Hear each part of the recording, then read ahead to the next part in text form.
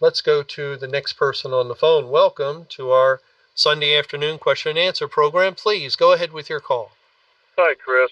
Yeah, I hope you get better. I hope the Lord encourages you to stay joyful in Christ and His Word as sound He has been doing with you. Very good questions and stuff here today.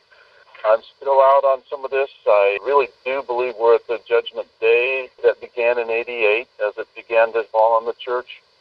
Can I just summarize without, if you would please, interruption so I can get this out? I hope to be an edification here to some degree. Well, I'm sorry, I can't promise that, but go ahead. Yeah, because if I don't get it out, then I don't get the conclusion.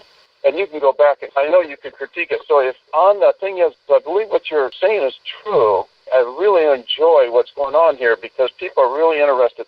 The thing on Revelation 9, just real quick, was that the false believers were hurt but never killed, and they were tormented. I believe that started in 88. But the third part, I believe, were the true believers. I know you don't believe this, but I'm just saying the third part, I believe, were the true believers, because when they kill you, they think they do God a service. And so that's the reason why. Well, hold on a second. Let me ask you a question. Let me ask you a question. Chris, you say the third part. Chris, please, I understand, if you would, please, sir. I really appreciate your study. It's just been excellent today. Everything is coming together. Everybody's kind of been wondering that it's fine-tuning.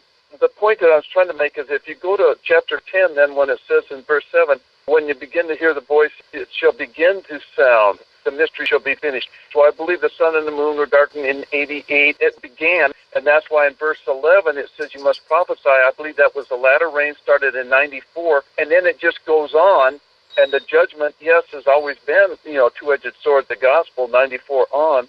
And then the judgment just goes on with the gospel going out the latter rain from 94 on up to 2015. I believe that's probably for sure the end of the world. I have everything tied in, but all this other stuff you're talking about, Joseph, and it just sounds great. I understand it could be that, and I'm just saying that that's where some of these people that I've been listening to, they just think that the Revelation 9 and 10 thing is just a little screwy, but the rest of what you have, I believe, is probably true. Anyway, Chris, that's it. Thank you. I will appreciate your call. I'm afraid that you're throwing things off kilter by 23 years, and that is important. And of course, it matters how we understand Revelation 9 and 10. And I'm sure that an improper understanding of those chapters will lead to improper understandings of other things. And I believe you've been following the study, and so I don't think there's much more I can tell you.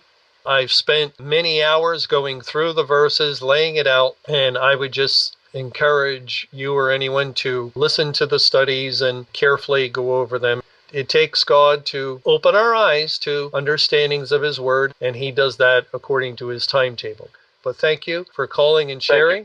And let's go to our last call today. Welcome to our Sunday afternoon question and answer program. Please go ahead with your call. Hi, Chris. Could you read Matthew 13:30, please? Matthew 13.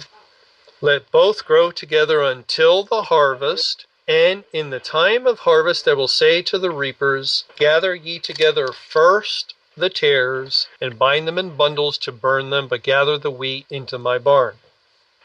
Where it's referring to where the tares are gathered first, can we kind of tie that into Revelation 9 where the third part is killed?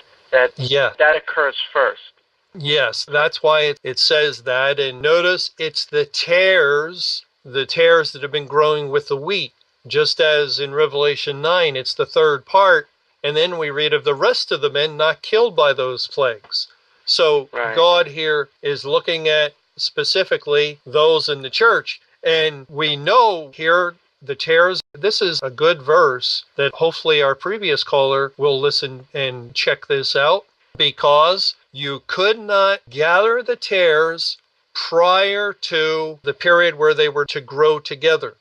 And then you could start to gather the tares, and the process got underway. And we know that had to do with the end of the church age. And then finally, when Judgment Day came, it was completed, because you didn't know who were tares until that point.